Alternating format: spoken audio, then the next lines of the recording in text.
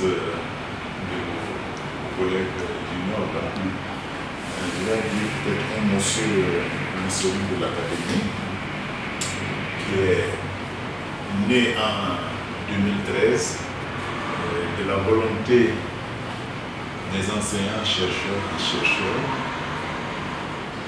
qui, au vu de ce qui se passe ailleurs, ont décidé de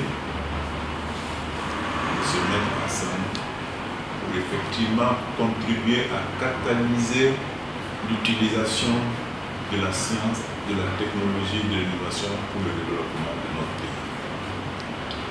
Donc l'Académie est née sous forme d'association en 2013, mais au vu justement de l'engagement des uns et des autres, je crois que ça a retenu l'attention de l'État, qui en a fait une institution en 2015, et une institution qui est placée sous le parrainage du chef de l'État. On n'est pas un service de la présidence, mais on accompagne le président. Au niveau de l'ICN, peut-être juste un rappel pour ceux qui savent, c'est une association internationale d'acteurs étatiques et non étatiques. Et c'est la seule association qui existe actuellement dans le monde qui regroupe les États et les acteurs non étatiques. Donc, qui fait que voilà, celui-ci de nous classer comme organisation non gouvernementale ou organisation gouvernementale, parce qu'on a les deux forces qu'on a réussi à mettre ensemble depuis 75 ans qu'il a été créé à la sortie de la guerre mondiale. Essentiel en Suisse, et nous intervenons dans pratiquement 122 pays. Mais je pense que il y a beaucoup de choses qui se recoupent parce que vous parlez de l'auto-saisine, d'avoir le mécanisme.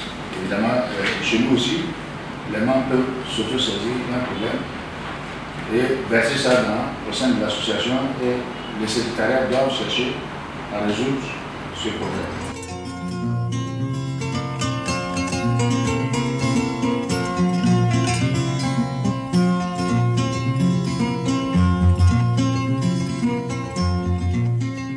On était très ravis de recevoir l'ANSAL, l'Académie nationale des sciences, des arts et des lettres, dans les locaux de l'UICN Burkina.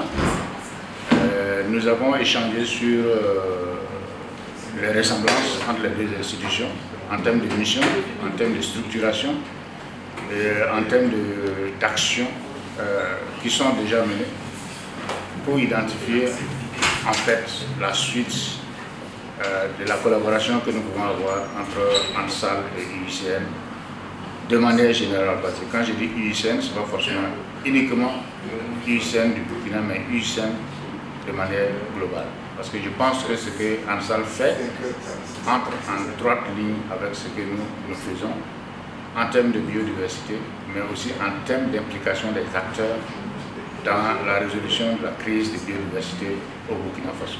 Je crois que ce sera un des partenariats les plus utiles, pas seulement pour les deux structures, mais pour le Burkina Faso.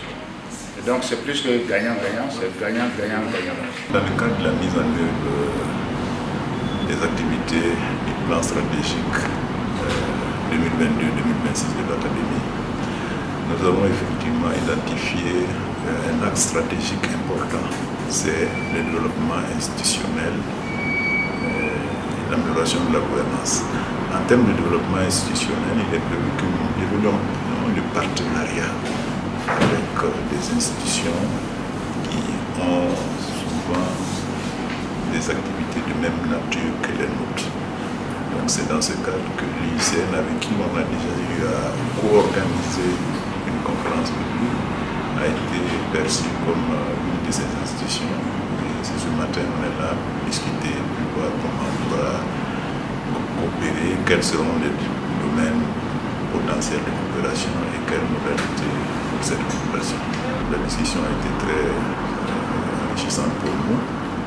On a ouvert des chantiers, des sillons. Maintenant, il faut consolider cela à travers un memorandum que nous allons examiner de part et d'autre avant la signature.